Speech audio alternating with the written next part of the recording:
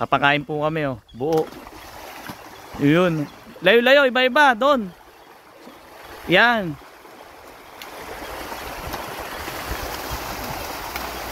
Napakaswerte naman ng mga hito na to. Manok pa pagkain. Oh.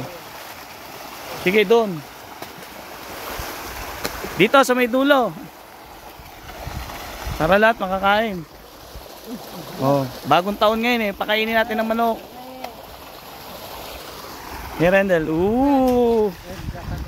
Lakas ah.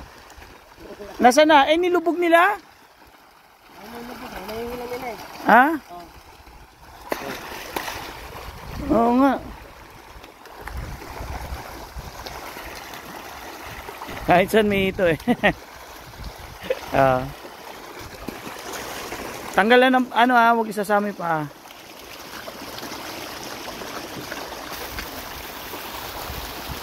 Yun o.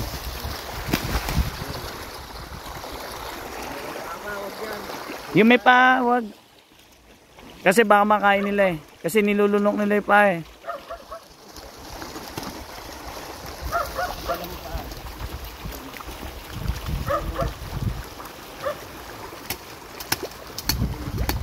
Yun, kanina umaga marami na rin silang kinain.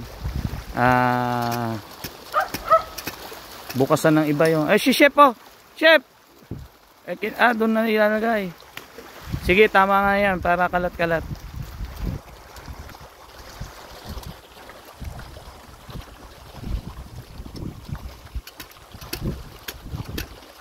Swerte ngayon yung mga yan, manok ang pagkain nila.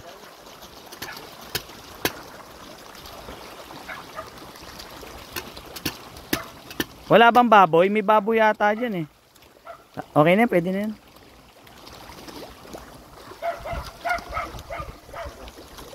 Yan, Rendel, lagis mo yun. Galit siya aso.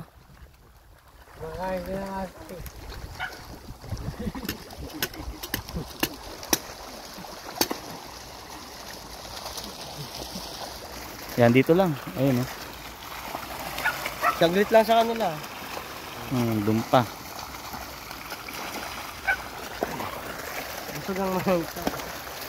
Wala bang baboy? Yung baboy? Kasi baboy pwede nang kagad pakain yan eh. Boss mga Rendel.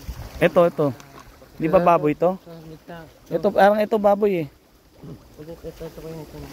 Ayan. Ito yung ano niyo yung sako, tastasin nyo. Ito yung pantastas. Pakain na yung baboy. Para makatikim din sila ng baboy. Oo, bagong taon eh. Buti.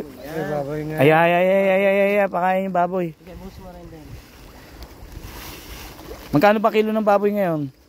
400. Oh, 400. Ayan, pwede na yan dito. Hagis mo na yung mga ulo dito. Diyan sa may ano. Dito lang sa bungan.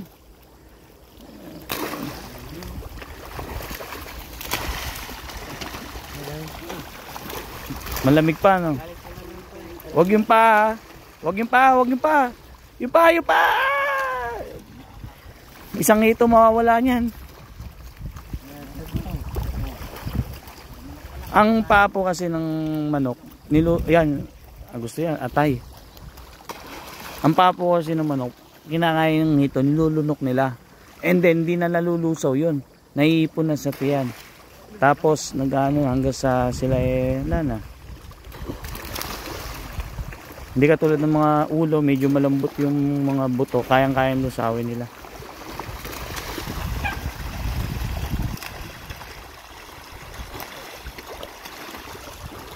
Yan, tapos bukas na iba.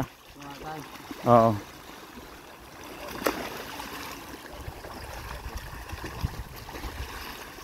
Tama na yan kasi nakapakain naman ng umaga. Marami na may kanina umaga na yan, no? Marami, nasa 30 bag yun. Yan. Dami to ano, puro balon-balon sa ano yan. Ito ka. Mas mabilis lumaki pala ang hito sa mga karne, no? Kaysa sa feeds.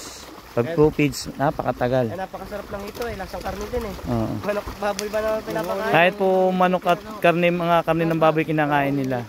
Kumakain pa rin po ako ng ngitot. Wala naman pong problema yun eh. Masarap nga eh. Oo, nagmamantika pag ganyan mo eh. Puro karne.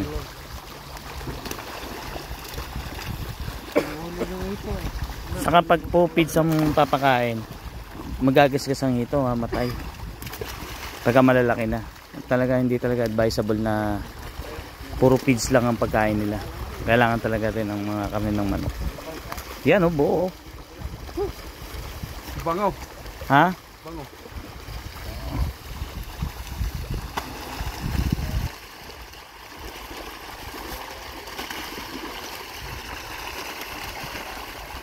Pagka hapon, no, ang gara nila, no. Ito, boss mo na lang ito. Ito na nila.